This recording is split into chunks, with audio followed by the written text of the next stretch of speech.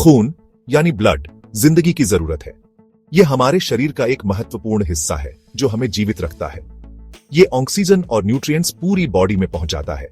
खून के बिना हमारे शरीर के अंग सही से काम नहीं कर सकते। इन्फेक्शन से भी लड़ता है, हमारे शरीर की इम्यून सिस्टम को मजबूत बनाता है और हमें बीमारियों से बचाता है। ब्लड डोनेट करना बहुत बड़ा दान है, इससे जान बचती है। एक यूनिट खून 3 लोगों की जान बचा सकता है। हर रोज लोगों को ब्लड ट्रांसफ्यूजन की जरूरत पड़ती है। यह एक जीवन रक्षक प्रक्रिया है। एक्सीडेंट, सर्जरी या बीमारी, किसी भी वजह से खून की जरूरत पड़ सकती है। ऐसे में ब्लड डोनेशन ही एकमात्र सहारा बनता है। ब्लड डोनेशन सेफ और सिंपल है। यह एक छोटा सा प्रयास है, लेकिन इसका प्रभाव बहुत बड़ा होता है।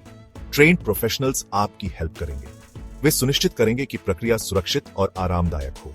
आप साल में कई बार ब्लड डोनेट कर सकते हैं। हर डोनेशन से आप किसी की जिंदगी में एक बड़ा बदलाव ला सकते हैं। इससे जरूरतमंद लोगों के लिए ब्लड अवेलेबल रहता है। यह सुनिश्चित करता है कि किसी भी आपात स्थिति में खून की कमी ना हो। ब्लड डोनेट करके आप किसी की जिंदगी के हीरो बन सकते हैं। यह एक ऐसा उपहार है जो हमेशा याद रखा जाएगा। ब्लड डोनेट करने से पहले आपको अपनी बॉडी तैयार करनी होगी। कुछ घंटे पहले अच्छा खाना खाएं। इससे आपको एनर्जी मिलेगी और चक्कर नहीं आएंगे। खूब पानी पिएं। इससे ब्लड वॉल्यूम बढ़ेगा और डोनेशन आसान होगा। अच्छी नींद लें। आराम करना जरूरी है।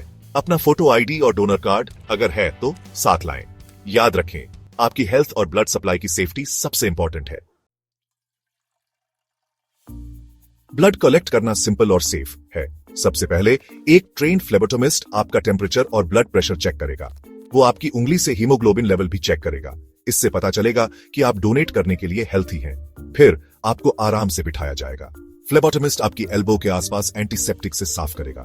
फिर एक स्टेरल नीडल आपकी वेन में लगाई जाएगी। ब्लड नीडल से होते हुए कलेक्शन बैग में जाएगा। कलेक्शन के बाद डोनेटेड ब्लड को केयरफुली अलग अलग कंपोनेंट्स में डिवाइड किया जाता है। इसे फ्रैक्शनेशन कहते हैं। मेन कंपोनेंट्स हैं रेड ब्लड सेल्स, प्लाज्मा और प्लेटलेट्स। हर कंपोनेंट का एक स्पेसिफिक काम होता है। रेड ब्लड सेल्स ऑक्सीजन पूरी बॉडी में पहुंचाते हैं। प्लाज्मा ब्लड का लिक्विड पार्ट है। इसमें प्रोटीन्स और क्लॉटिंग फैक्टर्स होते हैं। प्लेटलेट्स छोटे सेल्स होते हैं जो ब्लीडिंग रोकने में हेल्प करते हैं। कंपोनेंट्स को अलग करने से स्पेसिफिक ट्रीटमेंट पॉसिबल होता है। पेशेंट्स को सिर्फ वही मिलता है जिसकी उन्हें जरूरत होती है। हर डोनेशन का पूरा फायदा मिलता है। रेड ब्लड सेल्स, सांसों की door. Red blood cells, or erythrocytes, are the most abundant cells in our blood, making up about 40 to 45% of its volume.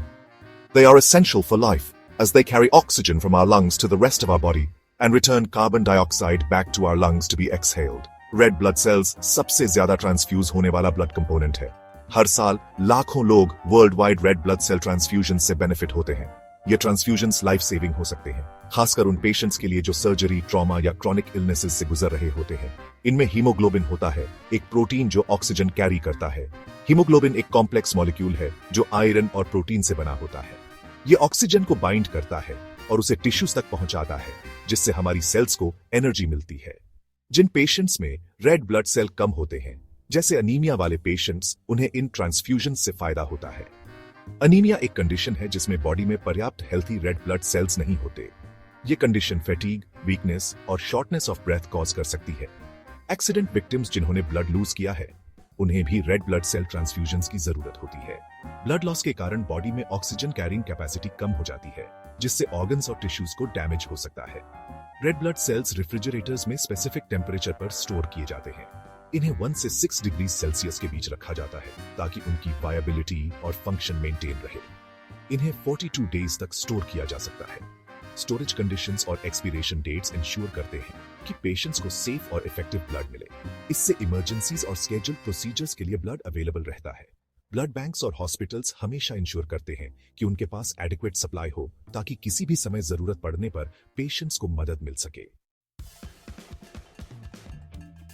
Platelets, छोटे सेल्स, बड़ा असर। प्लेटलेट्स ब्लड क्लॉटिंग के लिए जरूरी है। ये ब्लीडिंग रोकने और हीलिंग में हेल्प करते हैं। जिन पेशेंट्स में प्लेटलेट काउंट कम होता है, उन्हें अनकंट्रोल्ड ब्लीडिंग का रिस्क होता है। इन पेशेंट्स में कैंसर पेशेंट्स भी शामिल हैं जो कीमोथेरेपी ले रहे हैं। प्लेटलेट्स रूम टेम्परेचर पर कंटिन्यूअस जेंटल एजिटेशन के साथ स्टोर किए जाते हैं।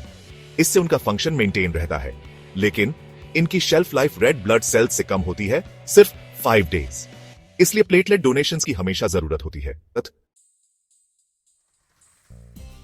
Plasma and cryoprecipitate healing power house. Plasma blood का लिक्विड पार्ट, इसमें क्लॉटिंग फैक्टर्स, प्रोटीन्स और एंटीबॉडीज होते हैं। इसका यूज ब्लीडिंग डिसऑर्डर्स के ट्रीटमेंट में होता है। प्लाज्मा को फर्दर प्रोसेस करके क्रायोप्रेसिपिटेट निकाला जा सकता है। क्रायोप्रेसिपिटेट में क्लॉटिंग फैक्टर्स ज्यादा होते हैं।